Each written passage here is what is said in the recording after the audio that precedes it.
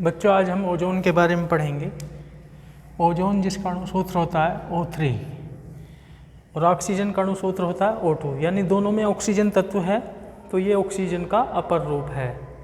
Oxygen तत्व का अपर रूप O3 है और O2 है। दो रूपों में ऑक्सीजन पाया जाता है मुख्य रूप से, और क्योंकि इसमें 3 परमाणु हैं इसलिए IUPAC में इसका नाम ट्राई ऑक्सीजन कह सकते हैं।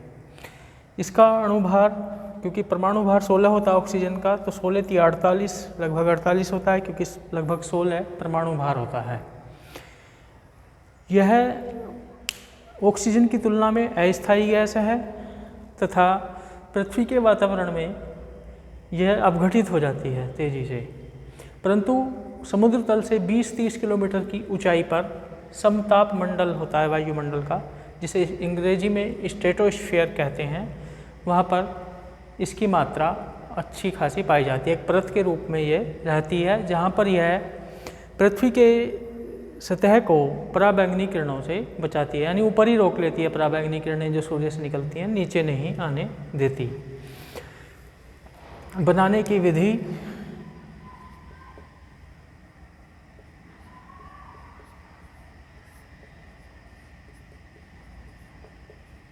यदि हम ऑक्सीजन को एक विशेष यंत्र से गुजारें और उसमें निःशब्द मतलब साइलेंट, निःशब्द विद्युत विसर्जन करें तो हमें ओजोन प्राप्त होती है।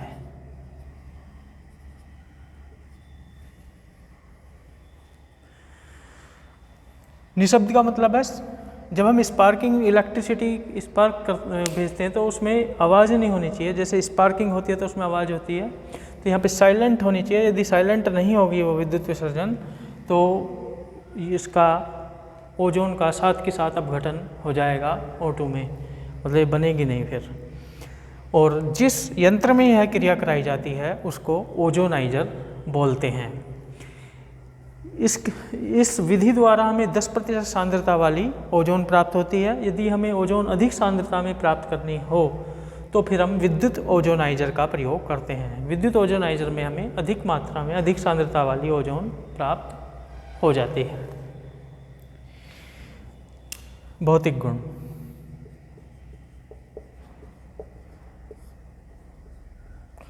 यह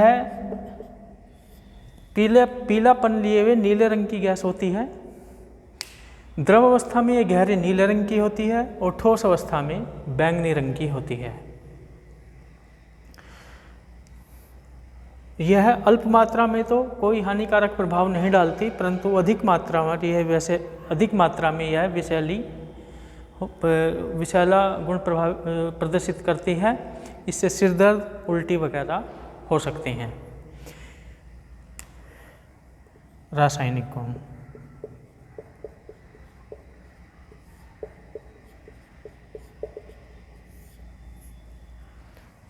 नंबर 1, अपघटन।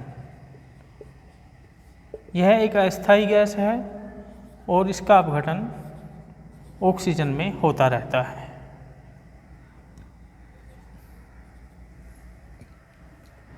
नंबर 2, ऑक्सीकारक गुण।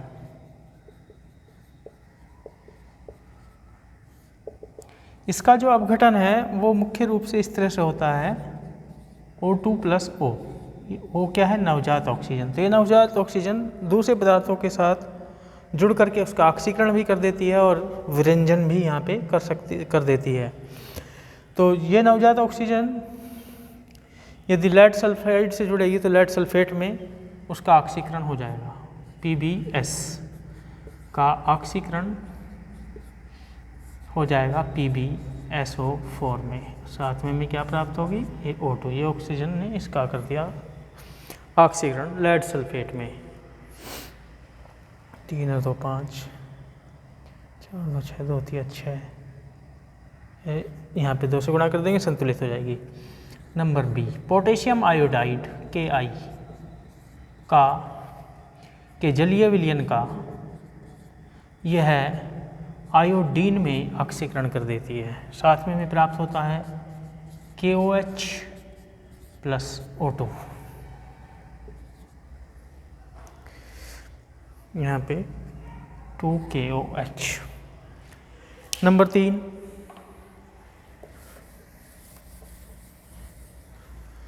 विरंजक गुण।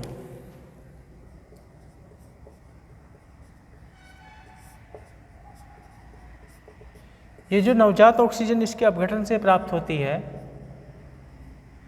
ओजोन का अपघटन इस तरह से होता है। ये जो नवजात ऑक्सीजन मिली, यदि ये रंगीन पदार्थों के साथ जुड़े तो उन पदार्थों को रंगहीन कर देती है।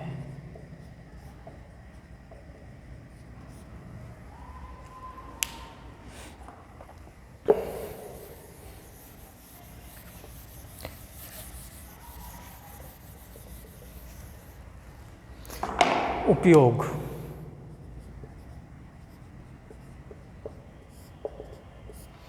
पहला इसका महत्वपूर्ण उपयोग है जो स्वतः प्रकृति से है, यह पराबैंगनी किरणों से हमारी रक्षा करती है। किस तरह से? जैसे ओजोन की परत है, उसकी यह पराबैंगनी किरणों को अवशोषित कर लेती है। ये पराबैंगनी किरण यहाँ पे HNO के रूप में दिखाया है और ये ऑक्सीजन में बदलती है।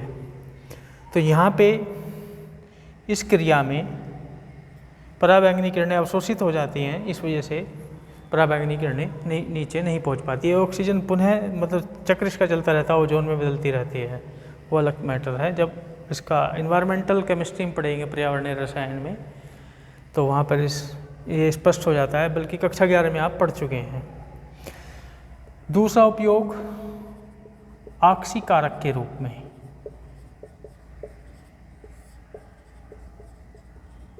तीसरा उपयोग विरंजक के रूप में। चौथा उपयोग कीटाणुनाशक के रूप में। कीटाणुनाशक के रूप में जल का शोधन इसके द्वारा किया जाता है। जो RO आजकल आ रहे हैं, उसमें जल का जो शोधन होता है, उसमें ओजोन का प्रयोग भी होता है वहाँ पे उस यंत्र में। इसके अलावा यदि हम देखें, इसमें जो फ्रियोन गैस है, ओजोन परत को कैसे नुकसान पहुंचा, इसके बारे में भी थोड़ा सा यहाँ पे समझ लें।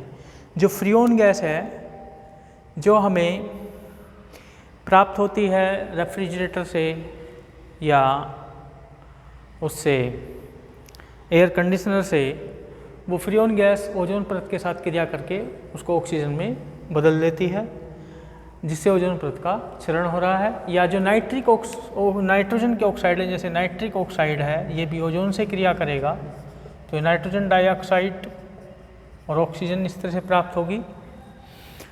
तो नाइट्रिक ऑक्साइड, रॉकेट वगैरह जो जाते हैं, उनसे नाइट्रिक ऑक्साइड निकलते हैं बाई प्रोडक्ट के रूप में, तो ये भी ओजोन परत के क्षरण के लिए उत्तरदायी हैं। तो ओजोन का टॉपिक यहीं पे समाप्त होता है। इसके बाद कल बताऊंगा सल्फर के अपर रूप के बारे में।